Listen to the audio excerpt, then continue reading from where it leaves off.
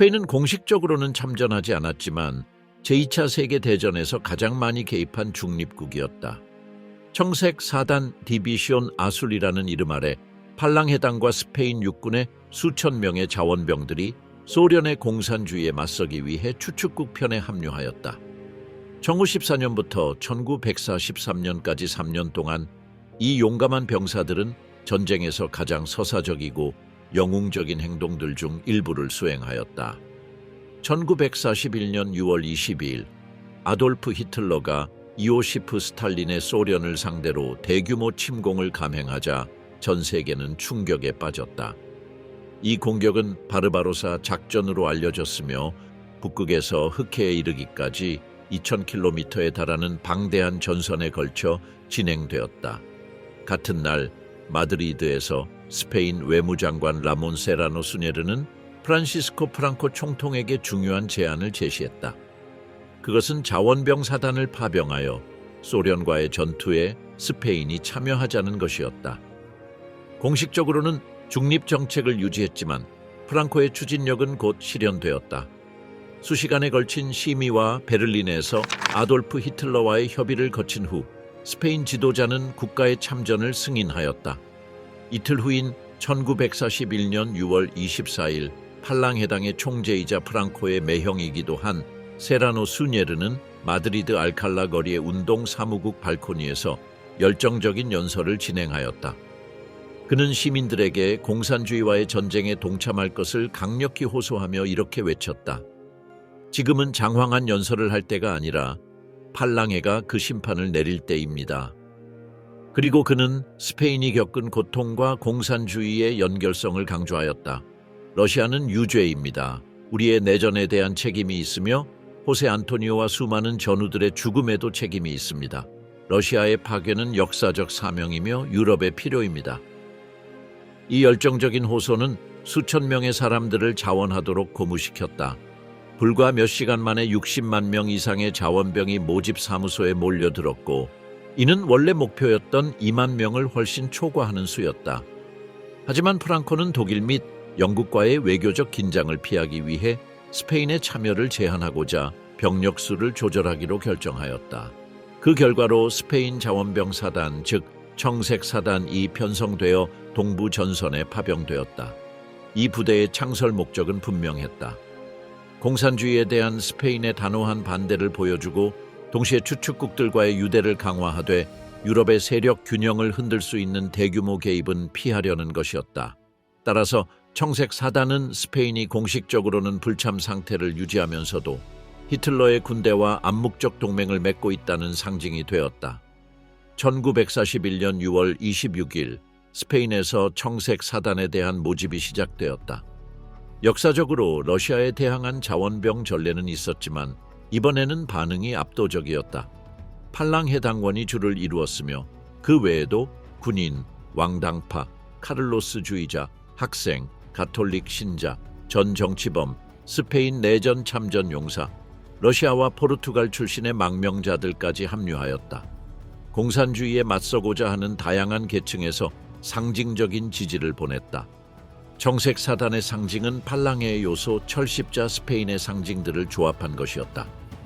이 사단의 창설은 영국에 큰 우려를 안겼으며 특히 윈스턴 처칠 총리는 이 부대가 지브롤터 침공을 위한 예비군이 될까봐 걱정했다.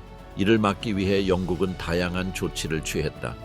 예를 들어 BBC 스페인어 방송을 통해 자원병들이 독일군의 총알바디로 이용될 것이라는 경고 방송을 내보냈다. 또한 스페인군 내 친영파 장교 20명에게 막대한 금액을 지급하여 모집을 방해하려 하였지만 결과를 얻지는 못했다. 소련 침공이 시작된 지 20일 후 이베리아 반도와 모로코 보호령에서 온 19천 명의 자원병이 청색 사단에 합류하였고 이 중 2,500명은 건강검진에서 탈락하였다. 아프리카 전쟁의 베테랑이었던 아구스틴 문요스 그란데스 장군의 지휘 아래 대부분 팔랑의 민병대원이자 비정규 병사였던 신병들은 117.5 페세타의 급여를 받으며 군사훈련을 시작하였다. 청색 사단 자원병들의 출정식은 전국적인 행사로 거행되었다. 주요 도시에서는 송별 행사가 열렸고 군악대가 병사들을 배웅하였으며 가족들이 작별 인사를 전했다. 마드리드의 아토차역과 바르셀로나 역에서는 수많은 군중들이 환송하였다. 열차가 출발하면서 자원병들은 이베리아 반도 전역에서 플랫폼에 선 사람들의 환영을 받았다. 하지만 프랑스 국경을 넘자 상황은 달라졌다. 앙다이, 보르도, 투르, 낭시, 스트라스부르 등지에서는 일부 프랑스인들과 스페인 공화파 망명자들의 야유를 받았다. 반면 독일 국경을 넘고 기차역에 도착하자 병사들은 독일군은 스페인 자원병을 환영한다는 팻말과 함께 환대를 받았다. 청색 사단은 독일군 제250 스페인 사단이라는 명칭으로 독일군에 편입되었으며 1941년 7월 17일부터 23일까지 그라펜보에어 군사훈련장에서 배치되었다. 먼저 작전, 정보, 포병, 공병, 의무, 병참, 탄약, 차량, 종교 등의 주요 분야를 담당하는 사령부와 참모부가 구성되었다. 이어 262, 263, 269 보병연대 각 3개 대대와 250 포병연대 총 4개의 곡사포 그룹, 150mm, 105mm 포 및 37mm 대포 포함과 편성되었다. 이외에도 예비기동대대, 통신, 공병, 대전차, 정찰, 의무, 운송, 병참, 헌병, 군우편, 스키부대 및 수의대 등으로 구성되었다. 팔랑의 여성부서의 일부였던 스페인 간호사 부대도 함께하였다. 부대는 5,610마리의 마차용 말과 승용차, 오토바이, 트럭으로 구성된 차량대를 보유하였다. 사기를 유지하기 위해 주간신문 호자데 캄파냐가 만들어졌으며 18,000부가 배포되었다. 이 신문은 정치, 문화, 스포츠, 오락, 사진, 십자 말풀이, 유머 등을 다루었다. 발랑에는 독일 라디오에서도 방송 공간을 확보하였으며 셀리아 히메네스 코스테이라가 병사들의 데모가 되어 조국과의 연결을 유지하는 방송을 진행하였다. 청색사단의 자원병들은 독일의 선진적인 시설들에 놀랐다. 특히 넓고 쾌적한 1인실은 스페인의 혼잡한 막사와는 큰 대조를 이루었고 이는 문화적 충격을 유발하였다. 독일군은 장교와 병사를 동등하게 대우하였으나 스페인군에서는 장교가 특권을 누리고 병사에게 체벌을 가할 수 있었는데 이는 즉시 금지되었지만 일부 지휘관들은 이를 꺼려하였다. 또한 스페인 병사들은 자켓을 풀어 헤치거나 주머니에 손을 넣는 행동 등으로 독일인들의 깔끔하고 엄격한 태도를 불편하게 만들었다. 휴식 시간 동안 스페인 병사들은 독일 여성들과의 교류에서 보다 자유로운 태도를 보였고 이는 로맨스로 이어지기도 했다. 이는 독일의 보다 개방적인 성적 자유와 스페인의 엄격한 종교적 도덕관의 차이에서 기인한 것이었다. 1941년 7월 31일 정색사단의 스페인 군인들은 아돌프 히틀러 독일군 총사령관과 프란시스코 프랑코 스페인 총통 모두에게 충성 서약을 하였다. 그러나 이 공식적인 의식 이전에도 일부 스페인 장교들은 이미 동부 전선에서 독일군과 함께 전투 중이었다. 우크라이나의 우만 전투에서는 한 스페인 자원병이 용맹함으로 철십자 훈장을 처음으로 받았다. 한편 8월 1일에는 무뇨스 그란데스 장군이 히틀러와 만나 스페인의 전쟁 참여에 관한 세부 사항을 확정하였다. 양측은 당초 청색사단을 카프카스로 보낼 계획을 철회하고 대신 러시아 북부에 배치하기로 결정하였다. 청색사단, 동부 전선으로 향하는 스페인 영웅들. 1941년 8월 초 청색사단은 그라펜보에르를 떠나 동부 전선으로 향하는 여정을 시작했습니다. 초기 경로는 폴란드를 지나 스왈키를 거쳐 리투아니아의 흐로드노로 향하는 66개의 철도 수송편을 탔습니다. 리투아니아에 도착하자마자 부대는 공산주의자들이 수행한 폭탄 테러로 첫 번째 희생자를 경험했습니다. 슬라브인들의 적대적인 행위는 스페인 군인들에게 큰 충격을 주었고 그들은 이동 중에 폴란드인과 유대인들의 교수형에 처해진 시체들을 발견했으며 이는 그들에게 이해할 수 없는 일이었습니다. 파란 깃발의 원칙에 따라 이 소수 민족들은 볼셰비즘에 맞서는 잠재적 동맹으로 간주되었기 때문입니다. 목격한 잔혹한 장면에도 불구하고 스페인 군인들은 리투아니아 경찰과 친분을 쌓았고 리나와 빌나와 같은 도시에서 양국의 장교들 간에 몇 차례 만남이 있었습니다. 그 후 청색 사단은 벨로루시로 향하는 여정을 계속하며 올로데츠노, 민스크, 보리소프, 오르샤 등지에서 900km 이상의 거리를 걸어갔습니다. 그러나 모스크바로 향하는 대신 그들은 레닌그라드로 방향을 틀어 드노에서 기차를 타고 비테프스크를 거쳐 북쪽 러시아로 향했습니다. 그 여정 중에 스페인 군인들은 현지 주민들과 유대인들과 교류했으며 그들은 그들의 예의 바른 대우로 좋은 인상을 받았습니다. 그러나 노보소콜리에서 일어난 사건처럼 몇몇 갈등도 있었습니다. 이곳에서 스페인 군인들은 몇몇 집에서 나무 널판을 훔쳐 장작으로 사용했습니다. 1911년 10월 7일 청색 사단은 레닌그라드 근처에 도착해 노브고로드 지역에 배치되었고 이 작업은 10월 12일에 완료되었습니다. 이날은 스페인 국경일인 히스파니다드의 날이었고 피릴 성모의 축일이기도 했습니다. 부대의 배치는 다음과 같이 이루어졌습니다. 제2육구보병연대는 볼호프 강이 서쪽 강가에 배치되었고 제2육이 63보병연대는 데볼호프와 소볼호프 강 사이의 섬을 점령했습니다.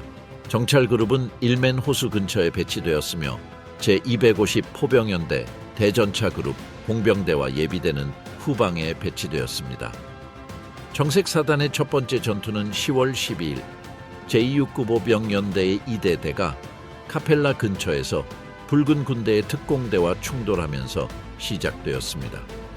이 급습에서 소련군은 130명의 사망자와 80명의 포로를 포함한 참패를 당했습니다. 그 후 10월 18일부터 20일까지 스페인군은 여러 소련 마을을 점령하는 공격을 감행했으며 루사, 시트노, 티고다, 드브로브카, 니틀리키노, 티가다를 차지했습니다. 그러나 스메이스코와 무라베스카이 마을로 향하는 도중 청색 사단은 측면과 후방에서의 공격으로 인해 후퇴해야 했고 소련군의 반격으로 인해 첫 번째 사상자가 발생했습니다. 10월 21일 청색 사단의 전선은 안정되었고 그 직후 스페인 내전의 영웅인 호세 모스카르도 장군이 방문하여 첫 번째 선을 점검하고 부대의 격려의 말을 전했습니다. 청색 사단이 처음으로 전투에 참여한 곳은 포사드 지역으로 보로프 강과 오텐스키 수도원에서 12km 떨어진 숲속 지역이었습니다. 1941년 11월 8일 스페인 자원병들은 붉은 군대의 격렬한 반격을 막기 위해 방어 위치를 점령했으며 이 방역은 강력한 포병과 항공 공격으로 이어졌습니다. 다음 날 11월 9일 청색 사단의 군인들은 체벨레보로 향하는 숲을 통해 펼쳐진 포위 공격을 받았습니다. 그러나 스페인 군인들은 용감히 저항하며 레기온 에리오의 노래 보병의 행진곡 오리아멘디 태양을 향하여와 같은 군가를 부르며 싸웠습니다. 특히 마드리드 대학교 학생들로 구성된 제269보 병연대 1대대는 그들의 위치를 수호하며 엄청난 희생을 치렀습니다. 이 대대는 187명, 7명의 장교와 180명의 병사으로 구성되어 있었으며 그 중에는 후에 철십자 훈장을 받게 되는 시인 디오니시오 리드루에호 히메네스도 포함되었습니다. 이 대대는 11월 17일 독일군의 교대 없이는 전멸했을 것입니다. 모스크바 전투가 진행되면서 붉은 군대는 12월 7일 방역을 개시했으며 이는 진주만 공격과 일치하는 시점이었습니다. 이에 따라 청색 사단은 볼호프 강 동쪽에 후퇴하여 겨울을 보냈습니다. 그때까지 스페인 자원병들은 368명의 사상자를 기록했으며 그중 109명은 사망하고 259명은 부상을 입었습니다. 이 숫자와 전 세계적인 사건들을 종합하여 스페인군 고위 지휘부는 동부 전선에서의 전투가 장기화될 것이라고 예측했습니다. 그럼에도 불구하고 아구스틴 무뇨스 그란데스 장군은 땅에 박혀서 한 발자국도 뒤로 물러서지 말라며 부대에게 전달했습니다. 이 명령을 따르면서 스페인 군인들은 우다르니크와 고르카 사이의 구간에서 소련군이 한 발짝도 전진하지 못하도록 막았습니다. 1941년 12월 25일 크리스마스 날 붉은 군대는 스페인군의 중요한 요충지인 중간 위치를 차지하며 이에 따라 몇몇 스페인 군인들이 포로로 잡혀 살해당하고 시체는 얼음 위에 쇠못으로 고정되었습니다. 그러나 12월 26일에서 27일 사이 우다르니크에서 출발한 스페인 자원병들이 방역을 감행하여 이 위치를 되찾았습니다. 동료들의 시체를 본 스페인 군인들은 포로로 잡히면 어떤 처형을 당할지 잘 알고 있었기 때문에 적의 모든 공격을 물리쳤습니다. 기관총을 쥔 그들은 1080명의 소련군을 처치했고 살아남은 자들은 물러서야 했습니다. 1941년부터 1942년까지 겨울은 청색 사단에게 가장 혹독한 시간이었으며 기온은 30도 이하로 떨어졌고 이로 인해 많은 무기가 얼어붙었고 103명이 동상으로 병원에 실려갔습니다. 극심한 추위를 완화하기 위해 스페인군은 이 상황을 예상하고 만여 벌 이상의 외투와 크리스마스 선물을 병사들에게 전달했으며 그 중에는 국제여단에서 발견된 얼굴 마스크가 포함되었습니다. 놀랍게도 이 마스크는 동일한 소련에서 제조되었습니다. 1942년 1월 7일 붉은 군대는 노브고로드와 일멘 호수 사이에서 공격을 개시했으며 독일군 600명이 포위된 부스바드에 주둔하던 독일군을 구출하기 위해 청색 사단은 스키 대대를 투입했습니다. 스키 대대는 206명의 전투원과 70개의 썰매로 구성되었으며 1월 10일 오전 6시에 출발하여 얼어붙은 일멘 호수를 건너며 마이너스 50도의 기온과 지속적인 눈보라 속에서 24시간 동안 이동했습니다. 1월 11일 스키 대대는 우스트리카 마을에 도착하여 숨을 곳을 찾았고 그들이 겪은 혹독한 여정은 102명의 전투원이 동상으로 생명을 잃는 결과를 초래했습니다. 그 후 1월 12일 살아남은 자들은 40명의 라트비아 자원병들과 합류하여 부스바드 외곽을 공격했습니다. 독일군은 스페인군이 쏜 신호탄을 보고 내부에서 방역에 나섰습니다. 전투는 일주일간 지속되었고 1월 21일 붉은 군대는 포위를 풀고 후퇴했습니다. 이 작전에 참여한 200명의 스페인 군인 중 188명이 사망, 부상 또는 동상으로 희생되었으며 스키 대원 12명과 라트비아 병사 5명만이 살아남았습니다. 1942년 초 청색 사단은 상당한 피해를 입었으나 여전히 새로운 자원병을 모집하고 있었습니다. 이 지속적인 수요에 따라 프랑코는 새로운 스페인 부대인 제2보병사단 카키를 창설하였고 이는 파랑 깃발을 대표하는 부대와 대비되는 이름이었습니다. 이 부대는 전문 군인들로만 구성되었습니다. 2월 10일 1942년 붉은 군대는 청색 사단의 방어선을 공격했으며 첫 번째 충돌은 말사모셰와 볼사마셰에서 발생했습니다. 이 전투에서 소련군은 제2육이 보병연대의 2대대와 맞붙었습니다. 그 후 3월 2일 크루틱에서 또 다른 공격이 발생했으며 제250 예비대대가 소련군의 공격을 방어했습니다. 많은 이들의 놀라움 속에서 스페인 군인들은 단지 방어에 그치지 않고 노브고로드 추도보 도로를 따라 진격하여 2월 19일에는 라트비아와 네덜란드의 협력부대와 합류하여 볼호프의 포위망을 형성했습니다. 소련군의 탈출 시도가 있었으나 스페인군은 그들의 위치를 유지하며 눈녹은 진흙과 모기들이 가득한 늪 속에서 포위를 견디며 싸웠습니다. 마침내 1942년 6월 28일 포위된 소련군은 완전히 격파되었습니다. 이 성공으로 무뇨스 그란데스 장군은 철십자 훈장을 받았고 히틀러는 스페인 자원병들의 용기를 인정하며 공개적으로 칭찬했습니다. 한편 내전 내부에서는 1942년 8월 15일 청색 사단의 여러 참전 용사들이 스페인으로 돌아왔습니다. 그중 한 명인 호세 도밍게스 무뇨스는 극단적인 파랑 깃발 지지자들과 함께 빌바오의 베고냐 성지에서 열린 미사 중에 항의 행위를 벌였습니다. 이 자리에서 그는 수류탄을 던져 몇 명을 부상시켰습니다. 이 사건은 베고냐 폭탄 테러로 알려져 있으며 프랑코는 이를 계기로 강력한 조치를 취하게 되었습니다. 9월 1일 도밍게스는 총살되었으며 새로운 갈등을 피하기 위해 프랑코는 청색 사단 내에서 군인들의 권한을 강화하고 파랑 깃발의 영향력을 줄였습니다. 동부 전선 외에서 청색 사단의 자원병들은 여러 차례의 휴가를 통해 추축국이 점령한 지역의 관광시설을 이용할 수 있었습니다.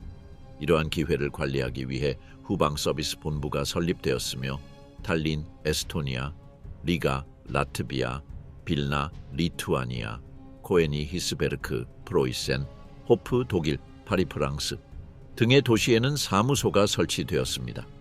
자원병들은 무료 기차 운송과 숙소 제공 혜택을 받았으며 이를 통해 우크라이나, 오스트리아, 이탈리아, 노르웨이, 프랑스 등지로 여행할 수 있었습니다. 그러나 이러한 이동성은 때때로 당국과의 문제를 일으켰습니다. 예를 들어 술집에서의 싸움이나 여성과 관련된 분쟁 등으로 인해 스페인 정부는 유럽 전역에 무장한 민경을 배치했습니다.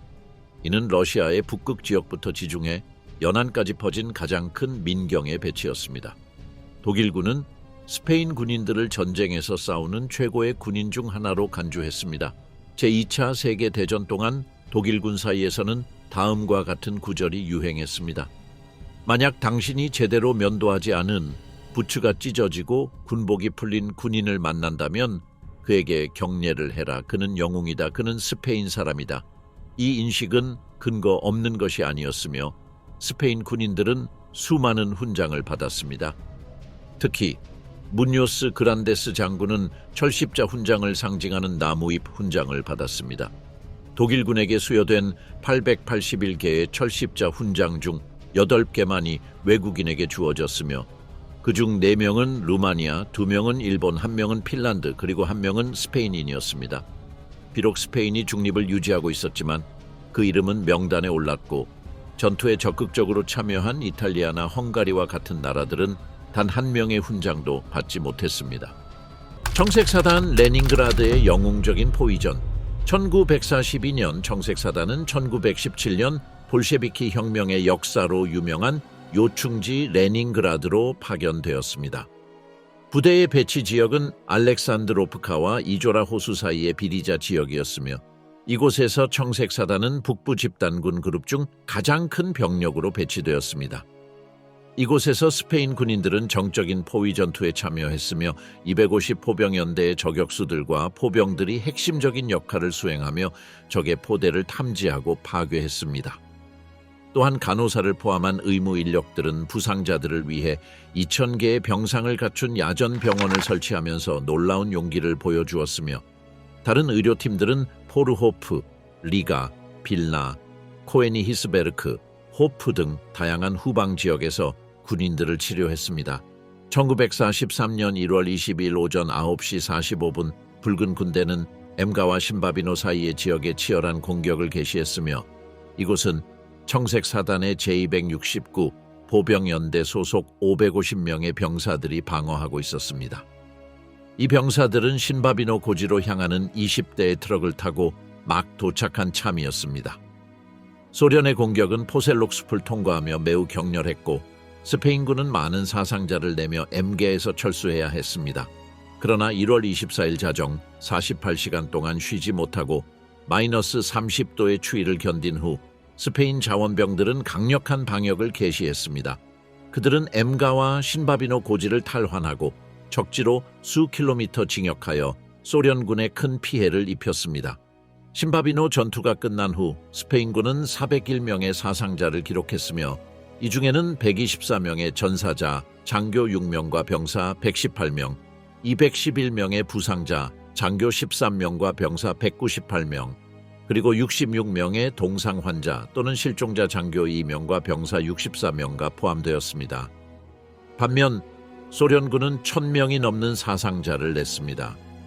크라스니보르 전투, 청색 사단의 서사적인 저항, 극지의 별 작전으로 알려진 이 작전에서 거르기 주코프 장군은 스타린그라드 전투의 전술을 북부 집단군이 방어하고 있는 지역에 적용하고자 했습니다.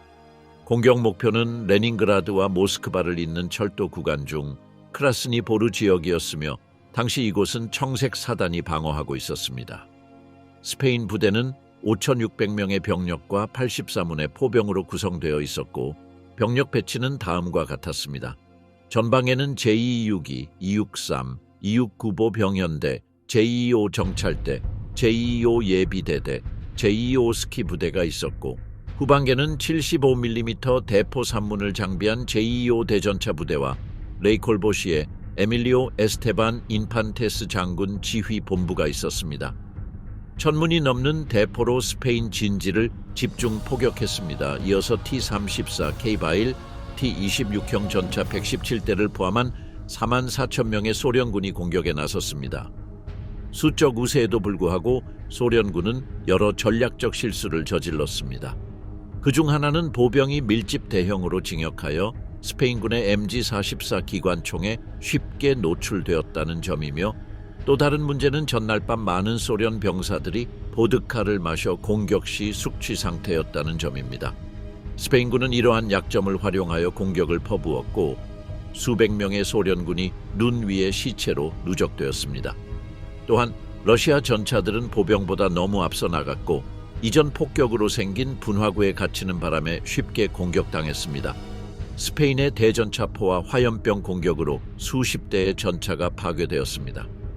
그럼에도 불구하고 소련군은 스페인 방어선을 돌파하여 1차 방어선까지 침투했고 그 과정에서 스페인군은 큰 피해를 입었습니다. 제262 보병 연대의 제2대대와 제250 예비대대는 거의 전멸하였으며 제7중대는 부분 철수를 감행해야 했습니다. 제250 스키부대는 잃은 영토를 회복하지 못했지만 제3중대와 제5중대는 참호를 사수하며 레닌그라드 모스크바 철도를 지켜냈습니다. 1차 방어선이 돌파되면서 청색 사단은 크라스니보르시까지 3에서 4km 후퇴할 수밖에 없었습니다. 소련군은 신속히 도시를 점령했고 거리마다 격렬한 시가전이 벌어졌습니다.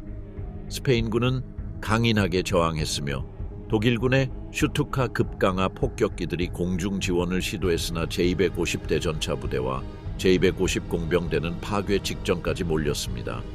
그럼에도 불구하고 스페인군은 수시간 동안 버텼으며 심지어 총검을 이용한 백병전까지 벌였습니다. 결국 독일군의 제390 보병연대, 에스토니아 제659 대대, 리투아니아 군단, 그리고 벨기에 자원병들로 구성된 플랑드르 군단이 증원 부대로 도착하였습니다. 이들에 의한 대규모 방역과 스페인군의 추가 공격으로 인해 소련군은 2월 11일 밤부터 12일 새벽 사이에 이조라 강 쪽으로 후퇴하며 대패를 당했습니다.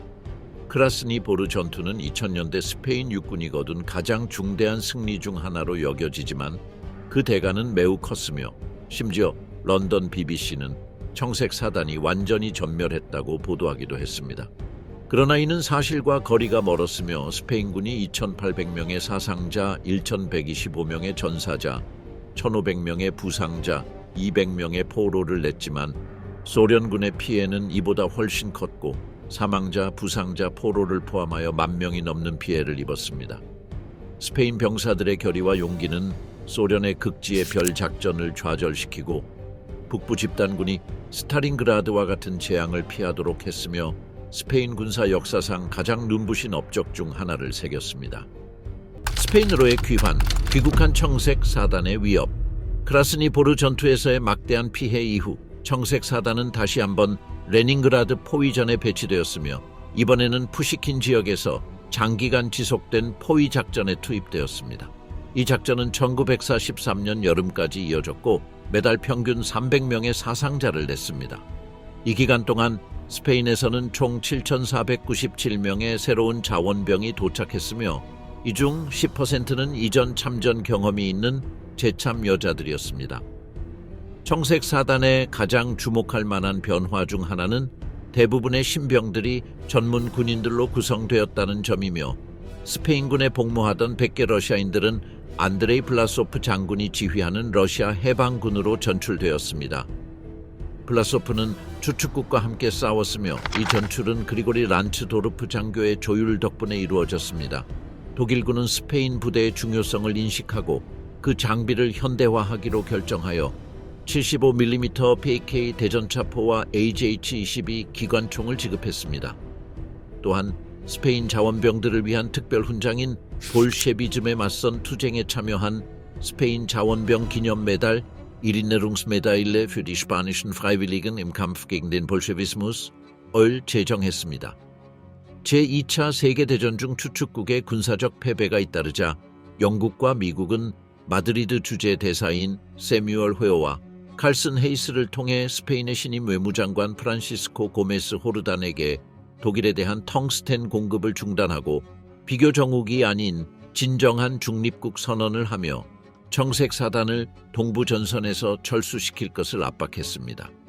그러나 프랑코는 나폴레옹 전쟁 중 덴마크에 있던 스페인 부대가 강제로 억류되었던 과거를 기억하며 자원병들이 독일에 의해 억류되는 것을 원치 않았습니다. 이에 따라 제3제국과 연합국 모두가 수용할 수 있는 협상을 추진하기로 했습니다. 스페인 정부는 독일에 텅스텐을 계속 공급하는 조건으로 청색 사단의 철수를 승인하고 러시아의 소규모 부대를 청색 군단이라는 이름으로 파견하기로 결정했습니다. 1943년 10월 1일 청색 사단은 공식적으로 레닌그라드에서 철수하였고 10월 12일에는 오라니엔바움에 주둔하여 감동적인 군사적 환영식을 받았습니다. 에밀리오 에스테반 인판테스 장군은 히틀러로부터 철십자 기사훈장을 수여받았습니다.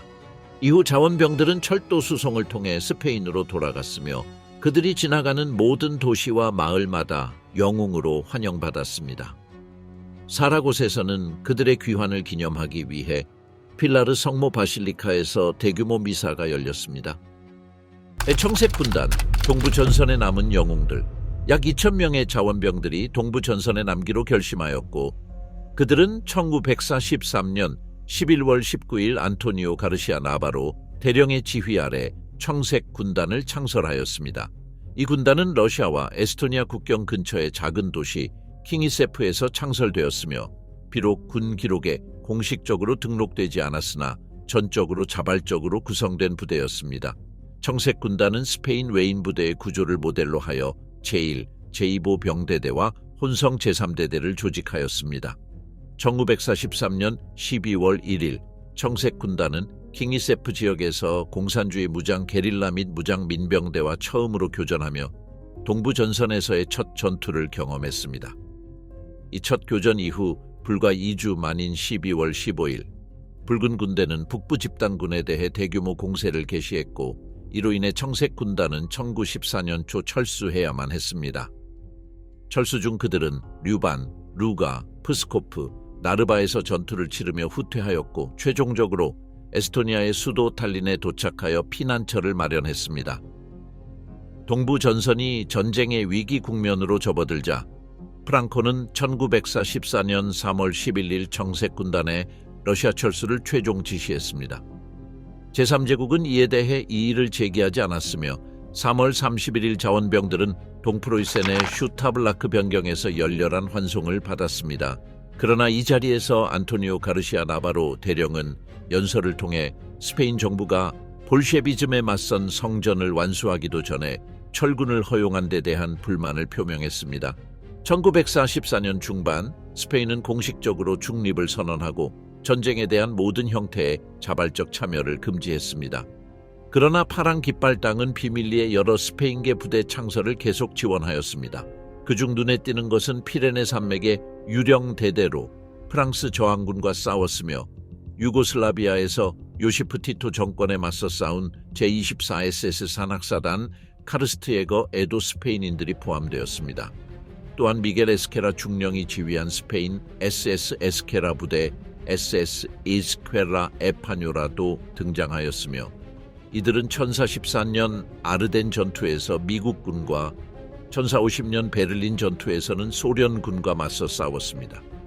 전후 전쟁으로 단련된 국가의 마지막 메아리 청색 사단은 총 45만 245명의 스페인 육군 병력으로 구성되어 있었으며 이 중에는 장군 2명, 장교 2,372명, 하사관 4,290명, 병사 38만 6,885명이 포함되어 있었습니다. 이들 중 2만 1,289명이 피해를 입었고 그 내역은 전사자 5,000명, 전체의 약 11%, 부상자 8,000명, 병환자 7,800명, 포로 489명이었습니다. 소련군에게 붙잡힌 489명의 포로들 중 대부분은 시베리아의 굴락, 강제수 용선으로 보내졌으며 극심한 추위와 가혹한 대우를 견뎌야 했습니다. 이들 중 130명의 스페인인은 포로 생활 중 사망했으며 단지 8명만이 공산주의로 개종하고 소련 국적을 얻은 후 자유를 얻을 수 있었습니다. 청색 사단에 들어간 후 붉은 군대로 탈영할 목적으로 참전한 70명의 스페인인조차도 용서를 받지 못했습니다. 1953년 이오시프 스탈린이 사망한 후 스페인은 소련과 청색 사단 포로의 석방을 위한 협상을 시작했습니다. 1954년 이 요청은 받아들여졌고 그리스 선박인 세미라미스호가 포로들의 수송을 위해 지정되었습니다. 이 배에는 청색 사단의 참전 용사 229명, 탈영병 19명, 상선 선원 19명, 스페인 제2공화국 시절의 비행학교 학생 15명, 스페인 내전 고아 4명이 탑승했습니다. 이 항해는 오데사 항에서 시작되어 흑해를 건넌 후 터키에 기항하였으며 이스탄불에서는 스페인 대표단과 만났습니다. 이후 항해는 지중해를 따라 진행되어 이베리아 반도에 도착했습니다. 1954년 4월 2일 세미라미스호는 바르셀로나 항에 도착했으며 전 포로들은 아구스틴 무뇨스 그란데스 장군과 운동회 사무총장 라이문도 페르난데스 쿠에스타의 환영을 받았습니다. 그들은 메르세드 대성당에서 미사를 드린 후 각자의 고향으로 돌아갔습니다. 청색 사단은 제2차 세계대전 중 가장 전문화되고 훈장을 많이 받은 부대 중 하나로 평가됩니다. 그들의 성과 중에는 철십자 1급 훈장 150개, 2급 훈장 2,500개, 기사 십자 2개, 무뇨스 그란데스 장군과 에스테반 인판테스 장군, 황금 독일 십자 3개가 포함됩니다. 스페인 정부는 하이메 갈리아나 가르미아, 호세 페레스 카스트로, 헤네로소 라모스 바스케스, 호세 루비오 모스코소, 살바도르 마시프 벤디초, 안토니오 폰테아니도, 마누엘 루이스 데 우이도브로 알수레나, 터도로 팔라시오스 쿠에토 등에게 산 페르난도 훈장을 수여했고 개인 군사 훈장 54개, 집단 군사 훈장 2개, 제269 보병 연대 제2 대대 및 제250 스키 중대도 수여되었습니다. 이외에도 조국의 고통 훈장, 전상자 훈장, 부상자 휘장, 보병 돌격 휘장, 일반 돌격 휘장, 백병전 휘장, 전차 파괴 휘장, 독일 십자, 겨울 캠페인 메달, 공로 십자가 등 수많은 훈장과 휘장이 수여되었습니다. 마드리드의 알무데나 공동묘지에는 러시아에서 신원 확인이 되지 않은 병사들을 기리는 무명용사의 묘가 있으며 이는 청색 사단의 상징으로 존재합니다. 1975년 프랑코 체제가 붕괴되고 1978년 후안 카를로스 1세의 지도 아래 스페인 왕국이 수립된 이후에도 청색 사단은 문학에서 반복적으로 다뤄졌고 수많은 책, 기사, 영화가 그들의 유산을 기념하기 위해 제작되었습니다. 마드리드의 알무데나 공동묘지와 러시아의 판코브카 묘지 등지에는 기념비가 세워졌고 청색 사단 박물관도 마드리드에 설립되었습니다. 참전 용사들 중 일부는 1981년 2월 23일 쿠데타 23F와 같은 후속 사건에 참여하였으며 반란 세력에 합류한 장군들로는 밀란스 델 포시, 알폰소 아르마다, 아람부르 토페테 등이 포함되었습니다. 청색 사단 참전 용사들에게 가장 상징적인 순간 중 하나는 2005년 레닌그라드, 현재의 상트페테르부르크 전투 60주년 기념식에서 이루어졌습니다. 이들은 크라스니보르 전투에 소련 참전 용사들과 함께 행진에 참여하였고 전장에서 적으로 맞섰던 양측이 서로에 대한 존경과 우정을 나누며 선물도 교환하였습니다. 대표적인 사례로는 돈키호테와 산초 판사가 새겨진 톨레도산 다마스킨 그림이 있었습니다. 청색 사단은 독일과 스페인뿐 아니라 미국, 영국, 심지어 소련으로부터도 그 용기와 전시 행위에 대한 존중을 받았으며 특히 크라스니보르 전투에서의 영웅적 행동은 전쟁 범죄 없이 민간인들에게 인도적 태도를 보인 덕분에 높게 평가되었습니다. 몇몇 경우에는 제3제국에 억압받던 지역사회를 도운 행위도 있었으며 이는 스페인 자원병들의 명성을 더욱 높였고 청색 사단의 이야기를 스페인 군사사에서 가장 영웅적인 장면 중 하나로 만들었습니다. 아구스틴 무뇨스 그란데스, 청색 사단의 지휘관. 청색 사단의 지휘관이었던 아구스틴 무뇨스 그란데스는 제2차 세계대전 중 직접 아돌프 히틀러를 만날 기회를 가졌던 인물입니다. 그는 마드리드의 카라반첼 바호 지역에서 군사 배경이 없는 평범한 가정에서 태어났습니다.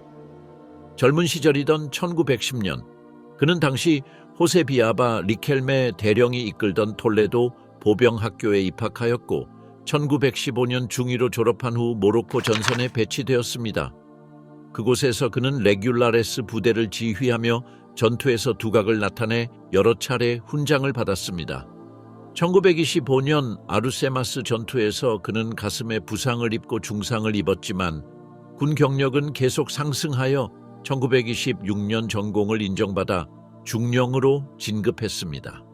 같은 해에 본국으로 귀환한 그는 자유주의적이고 공화주의적인 성향을 보였으며 이는 이후 그의 정치적 입장과 대비되는 모습이었습니다. 이는 군 내부의 불만을 반영한 것으로 당시 정부의 군 개혁에 대한 반감이 군 내에 퍼져 있었습니다. 1931년 공화정이 선포되자 무뇨스 그란데스는 신정부의 이익을 수호하기 위해 창설된 폭동 진압부대인 돌격경찰의 부사령관으로 호세 발디비아에 의해 임명되었습니다. 모로코에서의 부대 조직 경험이 그 임명의 배경이 되었습니다. 1934년 아스투리아스 혁명 당시에는 광부들의 반란 진압에 참여했습니다. 초기에는 중도 공화주의적 입장이었으나 1936년 인민전선이 선거에서 승리하자 마드리드 주둔 대령이었던 무뇨스 그란데스는 몰라 장군이 이끄는 스페인 군사연합과 함께 음모를 꾸미기 시작했습니다. 7월 18일의 군사 반란 이후 그는 체포되어 마드리드의 모데로 감옥에 수감되었으며 라몬 세라노 수녜르, 리카르도 사모라 등 다른 보수 인사들과 함께 억류되었습니다. 감옥에서 그는 총살 직전까지 갔으며 첫 번째 처형 시도에서는 알론소 마요르 보안국장의 도움으로 두 번째는 감옥국장이 된 아나키스트 멜초르 로드리게스 가르시아의 중재로 목숨을 구했습니다. 로드리게스 가르시아는 민병대와 협상의 감옥에 대한 공격을 막았고 이로써 무뇨스 그란데스를 포함한 우익 포로들의 생명을 보호할 수 있었습니다. 1937년 3월 국민군 지역에 도착한 무뇨스 그란데스는 현역으로 복귀하였고 카유엘라 대령을 대신하여 나바라 여단 중 하나의 지휘를 맡았습니다. 그는 산탄데르와 아스투리아스 지역의 북부 공세에서 주요 역할을 수행했고 특히 카소 전투에서 적의 방어선을 돌파하는 성과를 거두어 장군으로의 진급을 이끌었습니다. 그 후 그는 제2군단 소속 제61사단 지휘관으로 테루엘 전투에 참여하였고 프랑코가 최종 공세를 준비하며 군을 재편할 때 그는 우르헬 군단장으로 임명되어 카탈루냐 지역 점령 작전에 참여했습니다. 전쟁이 끝난 후 그는 라몬 페르난데스 쿠에스타를 대신해 운동의 초대 장관 겸 서기장으로 임명되었으며 지브롤터 지대의 군정 장관도 역임했습니다. 독일이 소련을 침공하자 프랑코는 무뇨스 그란데스에게 스페인 자원병 부대인 청색사단의 지휘를 맡겼습니다. 그는 독일군과의 사전 인연과 전략적 이해도가 있었고 과거 독일군 정보 책임자 빌헬름 카나리스의 전술 고문으로 활동하며 프랑코에게 독일의 지원을 조직한 경험도 있었습니다. 무뇨스 그란데스는 히틀러의 친구로 히틀러는 지브롤터 침공 계획인 펠릭스 작전에 대해 그의 자문을 받았습니다. 1941년 7월 31일 그는 그라펜보에르 훈련장에서 254단 스페인 자원병들에게 감동적인 연설을 했으며 이날은 이들이 히틀러와 나치의 대의에 충성을 맹세한 날이기도 했습니다. 스페인 자원병 여러분, 조국의 명예로운 군인들이여, 오늘 우리의 생애 중 가장 기쁜 순간 중 하나에 독일과 스페인의 영광스러운 깃발 앞에서 우리는 조국을 피로 물들였고 이제는 유럽 전체를 위협하는 볼셰비즘의 증오와 파괴의 행위를 끝내기 위해 죽음을 맹세했습니다. 5주간의 훈련 후 청색사단은 노브고로드 전선에 배치되었고 독일 제25군에 통합되어 18,000명의 병력으로 구성되었으며 주로 팔랑해당원 자원병, 보충병, 직업군인들로 이루어졌습니다. 1941년 9월 무뇨스 그란데스는 라스텐부르크의 히틀러 사령부인 늑대의 소굴에서 히틀러와 단독 면담을 가졌습니다. 히틀러는 프랑코와 그의 매형 라몬 세라노 수녜르의 미온적인 태도에 실망하고 있었기에 무뇨스 그란데스가 독일의 대의에 적극 동참해 주기를 기대하고 있었습니다. 1942년 3월 그는 히틀러로부터 철십자 기사 훈장을 수여받았으며 같은 해 12월에는 독일인이 아닌 자에게는 드물게 수여되는 오크잎 장식 훈장도 받았습니다. 그러나 1942년 8월 31일 리벤트로프의 보고서에는 새로운 병력의 이념 결여에 대해 문요스 그란데스가 불만을 나타냈다는 내용이 포함되어 있었습니다. 측근의 증언에 따르면 이 면담에서 그는 히틀러가 원한다면 계속해서 청색 사단을 지휘할 의향이 있음을 밝혔지만 장차 독일의 지원을 받아 스페인으로 귀환하여 팔랑해당과 함께 정치적 숙청을 수행하고자 하는 의도를 내비쳤습니다. 그는 프랑코를 축출할 필요는 없다고 보았으며 단지 명예직으로 밀어내고 자신이 실권을 가진 정부 수반이 되는 구상이었습니다. 히틀러는 청색 사단이 레닌그라드 전투 현재의 상트페테르부르크에서 가지는 전략적 중요성을 인식하고 있었으며 종종 알프레트 요드를 향해 이렇게 말했다고 전해집니다. 문요스 그란데스 장군의 인기를 높여야 한다. 청색 사단은 이 신부들이 장악한 정권을 무너뜨리는 데 결정적일 수 있다. 1943년 문요스 그란데스는 청색 사단의 지휘에서 해임되어 스페인으로 복귀했고 에스테반 인판테스 장군이 그의 후임으로 임명되었습니다. 그는 중장으로 승진하였고 프랑코의 군사 비서실장에 임명되었지만 이는 그의 군 지휘권 상실을 의미하기도 했습니다. 이는 일부에서는 프랑코가 나치와 밀접한 경쟁자를 제거하려는 정치적 조치로 해석되었습니다. 1945년에는 제1군구의 대장으로 임명되었고 1951년에는 프랑코가 교황청 및 미국과 체결한 협정을 포함한 제8차 내각에 입각하여 국방장관을 맡았습니다. 이후 대장으로 승진했으며 이는 카를로스 3세가 이 지위를 창설한 이후 52번째로 이 직위를 받은 인물이 되었습니다. 그는 합동참모본부장직을 수행하다가 1962년 7월에는 정부 부통령으로 승진했으며 이후 그 자리는 카레로 블랑코가 맡게 됩니다. 당시 프랑코 체제는 세계 강대국이자 유일하게 그 체제와 외교 관계를 강화할 준비가 되어 있던 미국과의 동맹을 절실히 필요로 했고 문요스 그란데스는 군사 및 외교 양면에서 가장 어려운 임무 중 하나인 미군과의 기지 협정을 협상하는 임무를 맡았습니다. 그 협상은 쉽지 않았으며 특히 그는 지브롤터를 떠올리게 하는 앵글로색슨 국가의 기지를 넘긴다는 점에서 갈등을 겪었지만 스페인이 국제적 자원과 지지를 확보하려면 이 기지들이 필요하다는 사실을 받아들여야 했습니다. 이는 냉전 시기에 소련에 맞서기 위한 필수 조건이었고 스페인은 이미 소련과 전장에서 맞붙은 경험이 있었습니다. 1967년 후계법이 통과된 후 그는 후안 데 보르본을 스페인인으로 보지 않는 반군주주의적 입장을 밝혔기 때문에 정부 부통령직에서 해임되었지만 군직은 유지했습니다. 1970년 7월 11일 그는 신장암과 관련된 위장계 합병증으로 사망했습니다. 에밀리오 에스테반 인판테스, 무뇨스 그란데스를 계승한 장군 에밀리오 에스테반 인판테스 이 마르티는 1892년 5월 18일 톨레도에서 군사적 배경이 없는 가정에서 태어났습니다. 그는 어릴 적부터 군 경력에 대한 강한 열망을 보였으며 1907년 후안 산 페드로 이 세어 대령의 지휘 아래 톨레도 보병학교에 입학했습니다. 이곳에서 그의 군 경력은 시작되었고 이는 스페인 내전과 제2차 세계대전 중 결정적인 역할을 하게 되는 기반이 되었습니다.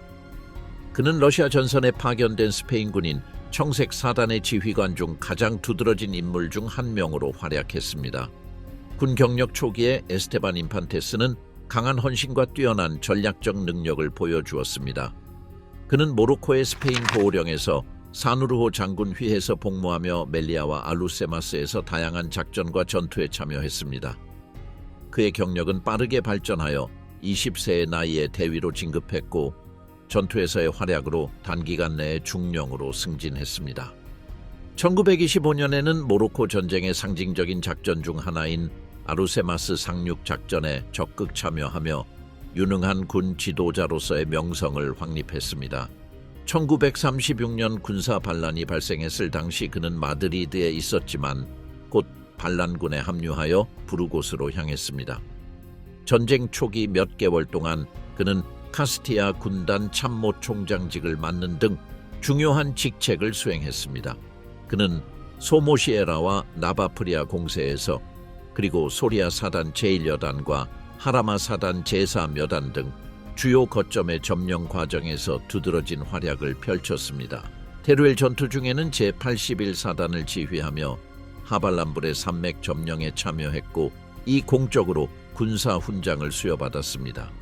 에스테반 인판테스는 내전 동안 프랑코 진영에서 군대를 조직하고 지휘하는 데 있어 핵심적인 역할을 한 장군 중 한 명이었으며 다양한 전투와 지역에서 참모총장으로 활동했습니다. 그는 어려운 조건 속에서도 부대를 지휘할 수 있는 능력을 갖춘 장군으로 상관들의 존경을 받았으며 반란군의 주요 사령관 중 한 명으로 자리 잡았습니다. 스페인 내전 종전 후에도 그는 군 경력을 이어가며 1910년에는 여단장으로 승진했습니다. 승진 이후에도 그는 국제적 무대에서 자신의 가치를 입증하고자 하는 강한 야망을 숨기지 않았으며 특히 제2차 세계대전의 맥락에서 이를 실현하고자 했습니다. 이 시기 그는 러시아에서 공산주의에 맞서 싸우고 있는 스페인군을 이끌기 위한 배치를 지속적으로 요청했으며 결국 그의 요청은 받아들여졌습니다. 1942년 12월 그는 아구스틴 무뇨스 그란데스를 이어 정색사단의 지휘관이 되었으며 이 부대는 제3제국과 함께 동부 전선에서 싸우기 위해 파견된 스페인 자원병 부대였습니다. 그의 지휘 아래 청색사단은 크라스니 보르 전투에서 두드러진 활약을 펼쳤으며 소련군의 수적 우세와 전차의 존재에도 불구하고 이를 성공적으로 방어했습니다. 이 승리는 레닌그라드 현재 상트페테르부르크 포위를 유지하는 데 있어 핵심적인 역할을 했으며 에스테반 인판테스를 독일군으로부터 가장 능력있고 존경받는 지휘관 중 한 명으로 자리매김하게 했습니다. 그의 용기와 전장에서의 성공으로 그는 제3제국에서 수여하는 가장 명예로운 훈장 중 하나인 철십자 기사훈장을 수여받았고 또한 황금 독일 십자도 수훈하여 이러한 연계를 받은 소수의 비독일인 중 한 명이 되었습니다. 1943년 12월 청색사단의 해산은 에스테반 인판테스의 귀국을 의미했으며 이후 그는 계속해서 중요한 군직을 맡았습니다. 그는 합동참모본부의 부참모총장을 시작으로 제62사단과 제11사단의 지휘관을 맡았으며 후에는 제국군구 대장으로 승진했습니다. 그의 경력은 프랑코 정권 내에서도 지속적인 영향력을 발휘했으며 군 최고사법회의 의장과 프란시스코 프랑코의 군사비서실장을 역임하는 등 정부 구조 내에서도 핵심적인 역할을 했습니다.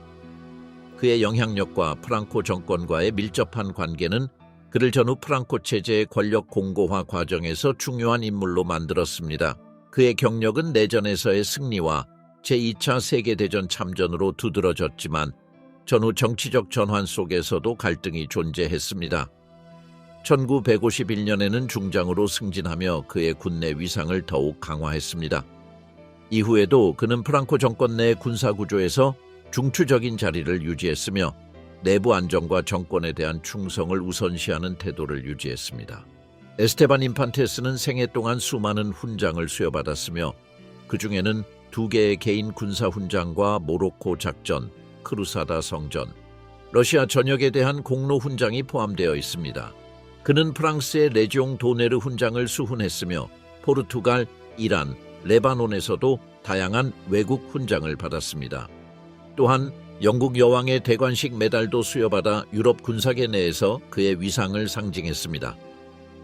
에밀리오 에스테반 인판테스는 1962년 사망했으며 그는 용기, 논란 그리고 눈부신 군 경력으로 기억되는 인물로 스페인 내전과 제2차 세계대전의 역사 속에서 가장 중요한 장군 중 하나로 남아 있습니다. 그의 삶과 경력은 혼란스러웠던 시대의 복잡성을 반영하며 군사적, 정치적, 이념적 충성심이 현대 스페인 역사를 구성하는 데 얼마나 큰 역할을 했는지를 보여주는 사례입니다.